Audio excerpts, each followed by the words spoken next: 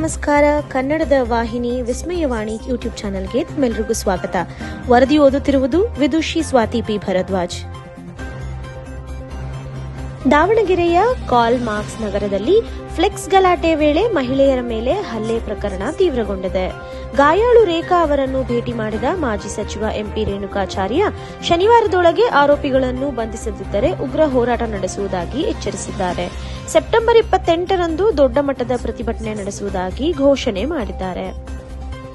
ಹಿರಿಯ ಪತ್ರಕರ್ತ ವಿ ಹನುಮಂತಪ್ಪ ಅವರು ನನ್ನ ಕಣ್ಣಗಲಕ್ಕೆ ಸಾಧಕರು ಪುಸ್ತಕ ಲೋಕಾರ್ಪಣೆ ಕಾರ್ಯಕ್ರಮವು 26/6/2017ರಂದು ಜರುಗಿತು.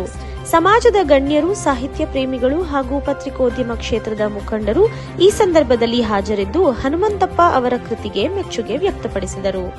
107ನೇ ಸಾಯಿಬಾಬಾ ಪುಣ್ಯಸ್ಮರಣೆಯ ಅಂಗವಾಗಿ ದಾವಣಗೆರೆ ದಕ್ಷಿಣದ ಜನಪ್ರಿಯ ಶಾಸಕರಾದ ಡಾ ಶಾಮನೂರು ಶಿವಶಂಕರಪ್ಪ ಅವರು ಇಂದು ಸ್ಥಳೀಯ ಸಾಯಿಬಾಬಾ ಮಂದಿರಕ್ಕೆ ತೆರಳಿ ಭಕ್ತಿ ಸಮರ್ಪಿಸಿದರು. ಶರನ್ನವರಾತ್ರಿಯ ಅಂಗವಾಗಿ ಹರಿಹರದ ಕಸಬಾ ಗ್ರಾಮ ದೇವತೆ ದೇವಸ್ಥಾನದಲ್ಲಿ ಇಂದು ಸವದತ್ತಿ ಯಲ್ಲಮ್ಮ ದೇವಿಯ ಅಲಂಕಾರ ಭಕ್ತಿಭಾವದಿಂದ ನೆರವೇರಿಸಲಾಯಿತು. ಅನೇಕ ಭಕ್ತರು ಭಾಗಿಯಾಗಿ ದೈವ ದರ್ಶನ ಪಡೆದರು. ಇಂದು ಬೆಂಗಳೂರಿನ ರಾಡಿಸನ್ ಎಂಟ್ರಿಯ ಹೋಟೆಲ್ನಲ್ಲಿ ನಡೆದ ಹಿಂದುಳಿದ ವರ್ಗಗಳ ಮುಖಂಡರ ಸಭೆಯಲ್ಲಿ ಗಣ್ಯರು ಭಾಗವಹಿಸಿದರು. ಈ ಸಭೆಯಲ್ಲಿ ಸಮಾಜದ ಅಭಿವೃದ್ಧಿ, ಹಕ್ಕುಗಳು ಹಾಗೂ ಮುಂದಿನ ಹೋರಾಟದ ದಿಶೆಯ ಕುರಿತು ಚರ್ಚೆ ನಡೆಯಿತು.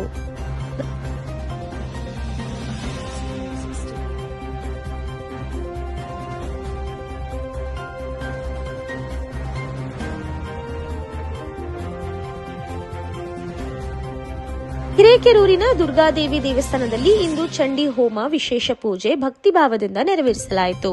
ಮರಿಯಮ್ಮ ದುರ್ಗಾದೇವಿ ಚಂಡಿ ಹೋಮದಲ್ಲಿ ಸಾವಿರಾರು ಭಕ್ತಾದಿಗಳು ಭಾಗವಹಿಸಿ ದೈವ ದರ್ಶನ ಪಡೆದರು.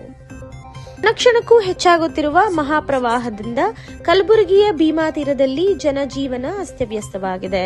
ಜೇವರ್ಗಿ ತಾಲೂಕಿನ ಮಾಹೂರಿನಲ್ಲಿ ರಸ್ತೆಗಳು ಮುಳುಗಡೆಯಾಗಿದ್ದು ಶಾಲಾ ಮಕ್ಕಳನ್ನು ಪೋಷಕರು ಭುಜದ ಮೇಲೆ ಕೂರಿಸಿಕೊಂಡೇ ನೀರು ದಾಟಿಸುವ ಪರಿಸ್ಥಿತಿ ನಿರ್ಮಾಣವಾಗಿದೆ.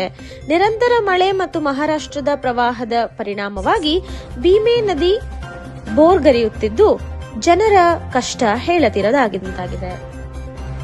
ವರ್ಷದ ಮೈಸೂರಿನ ದಸರಾ ದೀಪಾಲಂಕಾರಗಳು ನಗರವನ್ನು ನವವಧೂವರರಂತೆ ಅಲಂಕರಿಸಿ ಹೊಳೆಯಿಸುತ್ತಿದೆ. ದಸರಾ ದೀಪಾಲಂಕಾರ ಉಪಸಮಿತಿಯ ಶ್ರಮಕ್ಕೆ ನಗರದ ಜನತೆ ಹಾಗೂ ಭಕ್ತರ ಪರವಾಗಿ ಹೃತ್ಪೂರ್ವಕ ಸಲಾಂ. ದೇವರಿಗೆ ಐ ಲವ್ ಹೇಳುವುದು ನಮ್ಮ ಧರ್ಮವೇ ಅಲ್ಲ, ಅದನ್ನು ದೇವರಿಗೂ ಬಳಸುತ್ತಿರುವುದು ರಾಜ್ಯದಲ್ಲಿ ಅಶಾಂತಿ ಮೂಡಿಸುವ ಯತ್ನ ಎಂದು ವಿಜಯಪುರ ಶಾಸಕರಾದ ಬಸನಗೌಡ ಪಾಟೀಲ್ ಯತ್ನಾಳ್ ಆರೋಪಿಸಿದ್ದಾರೆ.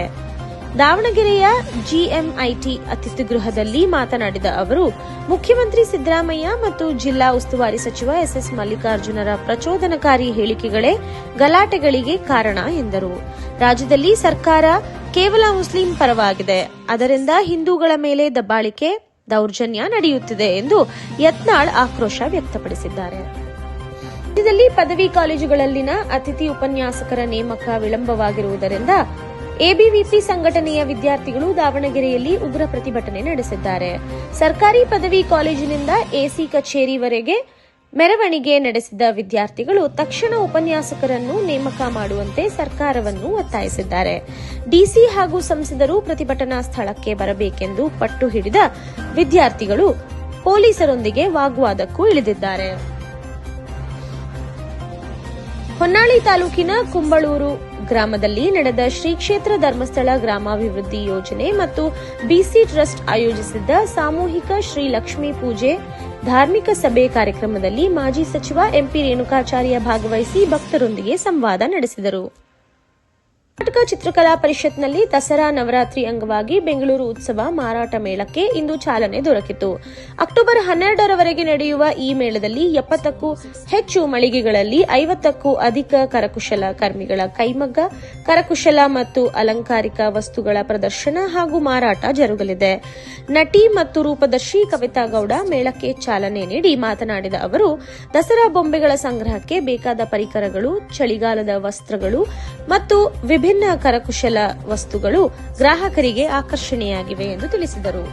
ಯಲ್ಲಾಪುರ ತಾಲೂಕಿನ ಹಾದ್ರಿಪುರ ಗ್ರಾಮ ಪಂಚಾಯಿತಿ ಪಿಡಿಒ ಶಿವಾನಂದ ಮರಿಕೇರಿ ಈ ಸ್ವತ್ತು ನೀಡಲು ಲಂಚ ಪಡೆದಿದ್ದಾರೆ ಎಂಬ ಪ್ರಕರಣ ಬೆಳಕಿಗೆ ಬಂದಿದೆ. 10,000 ರೂಪಾಯಿಯನ್ನು ಸ್ನೇಹಿತನಿಗೆ ಫೋನ್ ಪೇ ಮೂಲಕ ವರ್ಗಾಯಿಸುವಂತೆ ಒತ್ತಾಯಿಸಿದ ಪಿಡಿಒ ಕಾರ್ಯಕರ್ತರ ಎದುರು ತಪ್ಪನ್ನು ಒಪ್ಪಿಕೊಂಡಿದ್ದಾರೆ. ಈ ಹಿಂದೆಯೂ ಅವರ ವಿರುದ್ಧ ಲಂಚದ ಆರೋಪಗಳಿದ್ದರೂ ಸಿಇಒ ಹಾಗೂ ಇಒ ಕ್ರಮ ಕೈಗೊಂಡಿರಲಿಲ್ಲ ಎಂಬ ಆರೋಪ ಉಂಟಾಗಿದೆ. ಸಾಕ್ಷಿ ಸಮೇತ ಕೆಆರ್ಎಸ್ ಪಕ್ಷದ ಕಾರ್ಯಕರ್ತರು ಈ ವಿಷಯವನ್ನು ಬಯಲಿಗೆಳೆದಿದ್ದಾರೆ. ಏಕಹಳ್ಳಿ ಗ್ರಾಮದ ಪೂಜಾಮ ದೇವಿ ದೇವಸ್ಥಾನದಲ್ಲಿ ಬಳ್ಳಿ ಗಂಜಿ ಪೂಜೆ ಭಕ್ತಿಭಾವದಿಂದ ನೆರವೇರಿತು. ಈ ಧಾರ್ಮಿಕ ಕಾರ್ಯಕ್ರಮಕ್ಕೆ ಪುಟ್ಟು ಅಂಜಿನಪ್ಪ, ರಾಜ್ಕುಮಾರ್, ಮಾರಪ್ಪ, ರವಿ, ಮುನಿರಾಜ್, ಮುನಿಶಾಮಿ, ಪ್ರಜ್ವಲ್, ಚಂದನ್, ವೆಂಕಟೇಶ್, ಅಂಜಿನಪ್ಪ, ಕೃಷ್ಣಪ್ಪ ಹಾಗೂ ಮಂಜುನಾಥ್ ಸಿಎನ್ ಸೇರಿದಂತೆ ಅನೇಕ ಗಣ್ಯರು ಆಗಮಿಸಿ ದೇವಿಯ ದರ್ಶನ ಪಡೆದರು.